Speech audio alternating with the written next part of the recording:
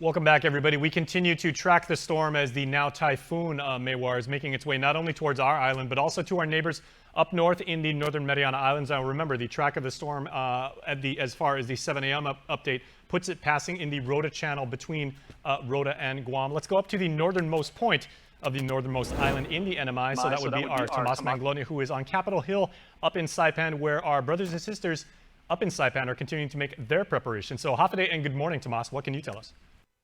Hafide and good morning, Jason. Yes, I'm on Capitol Hill at the Emergency Operations Center, where the three branches of government, all of the agencies and departments are still behind these doors. They've been meeting since 10 a.m. this morning, and we've been tracking these updates since Friday, since that news broke. Of course, as the National Weather Service said in their stream this morning, this is a bit chilling for the CNMI, given the impact of Typhoon Soudelor and Super Typhoon Yutu just in the past recent years. All that to say, of course, the people are resilient, and that means that we do know what preparation looks like.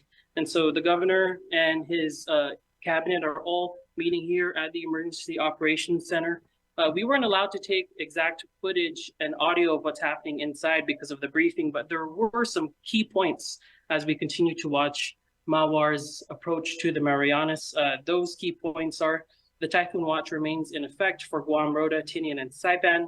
Of course, that means damaging winds of 39 miles per hour or more. The timing is late Tuesday through early Thursday, and the peak conditions are Wednesday, and high likelihood for tropical storm or typhoon impacts. And so we will, of course, bring you the latest. We are still in condition 3. It is when we move to typhoon condition 2 that the offices close down and that also the emergency shelters are activated.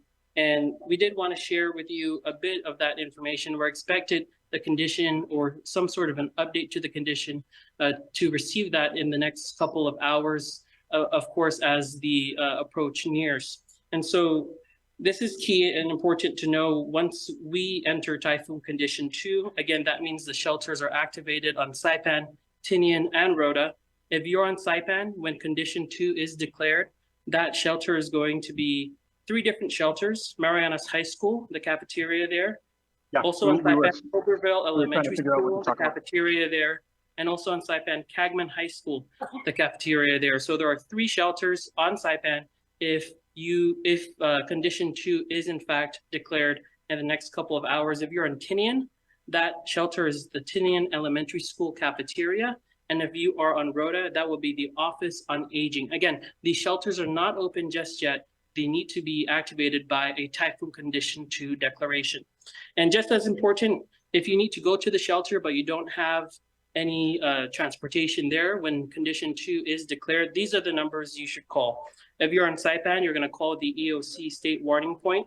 That's 670-237-8000. If you are on the island of Tinian, you're going to call 3 different numbers. You have options.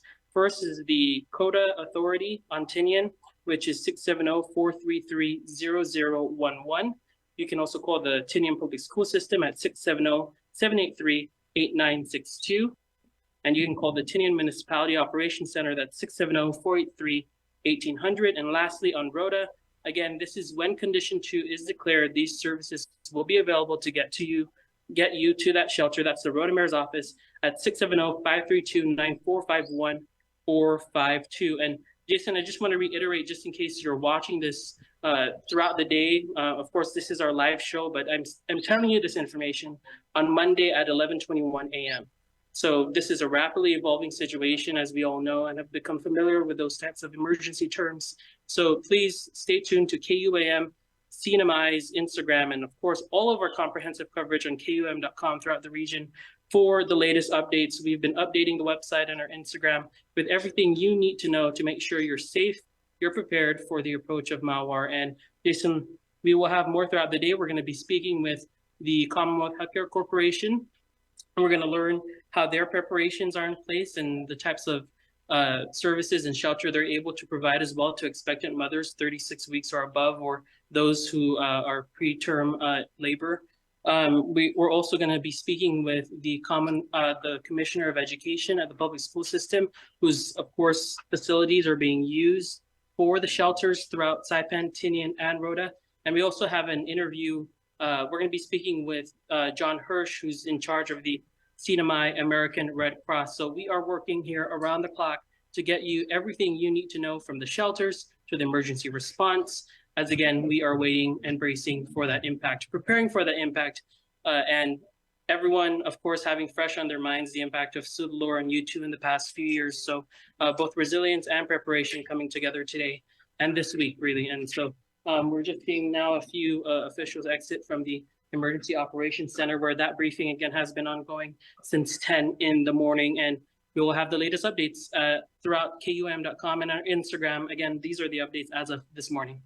Okay, and Tomas, let me ask you real quick, because I found our preparations down here to be very, very remarkable, because this, as you said, there are many people throughout the NMI who are having memories, and possibly stress-inducing memories, of the impacts of Typhoon Sudalor, of U2, possibly even of Mangkhut. And the number that they're really emphasizing here is, if anyone should experience, depression or anxiety or stress, or any triggering factors, there is that 988 number. And we do want to emphasize that that works up for the good folks in the CNMI as well. Yes, Jason, that is really critical. We talk a lot about putting up our typhoon shutters, but we also not just have physical preparations, but of course that mental preparation.